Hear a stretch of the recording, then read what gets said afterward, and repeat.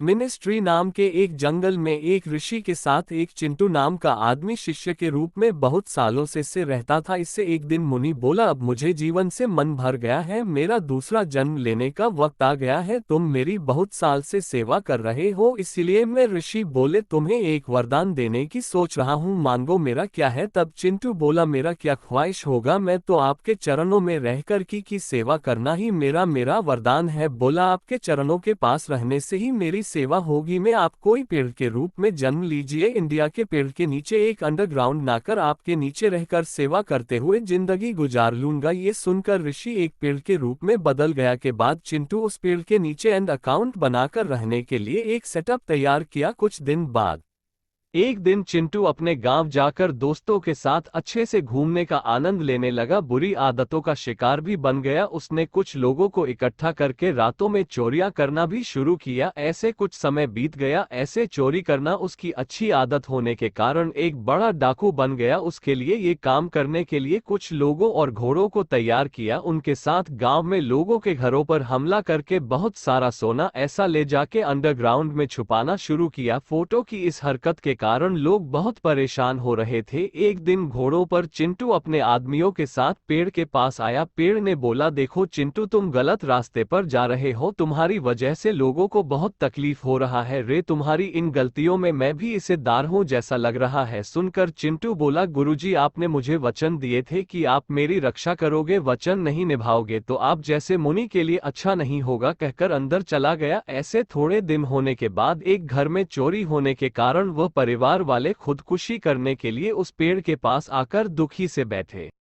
Pad अपनी जड़ों से अंडरग्राउंड में रखा, परतों के जरिए उनके ऊपर गिरने जैसा किया। उन पैसों को देखकर वह लोग हैरान हुए। उतना ही नहीं, उस पेड़ में बहुत सारे पैसे लटक रहे थे को तोड़ने लगे। तब वह पेड़, केवल आपको ही नहीं, गांव में किसी के घर में भी चोरी हो गई तो मेरे पास आने के लिए कहिए, मैं उनके पैसे वापस कर दूंगा, ऐसा कहा। जब वह परिवार वाले गांव जाकर लोगों को इसके बारे में बताया तब सब लोग मिलकर उस पेड़ के पास आए। उन सबको देख अंडरग्राउंड से पैसा और सोना उनको दे दिया। उसकी वजह से वह लोग खुश होकर पैसे लेकर चले गए। शाम को जीतू और उनके आदमी आकर पैसों के लिए देखे तो पैसे कम होने की वजह से उस पेड़ के पास जाकर सवाल पूछा। पेड़ बोला, देखो चिंटू, मैं तो तुम्हारी रक्षा करूंगा मगर पैसों की रक्षा करूंगा, यह नहीं कहा था तुम चोरियां करो, मगर मैं तो बांटता ही रहूंगा, समझे, कहा। तब जीतू, क्या गुरुजी, मेरे को ही ब्लैकमेल कर रहे हो? अब मैं तुम्हारा शिष्य नहीं हूँ, चोरों का राजा हूँ। अगर तुम नहीं तो कोई दूसरा पेड़ देखकर अंडरग्राउंड बनाऊंगा, देखता हूँ क्या करोगे, यहाँ से भी ज्यादा लूट लूंगा, कहकर वहां से गुस्सा होकर चला गया। उसके बाद जीतू अपने आदमियों के साथ मिलकर एक दूसरा पेड़ ढूंढकर उसके नीचे अंडरग्राउंड बनाकर उसमें पैसे रखने लगा और फिर अपने आदमियों के साथ मिलकर और भी ज्यादा चोरियां करके उस अंडरग्राउंड में छुपाना शुरू किए। बाद में चिंटू उस पेड़ के पास जाकर, क्या गुरु, देखा मेरा टैलेंट,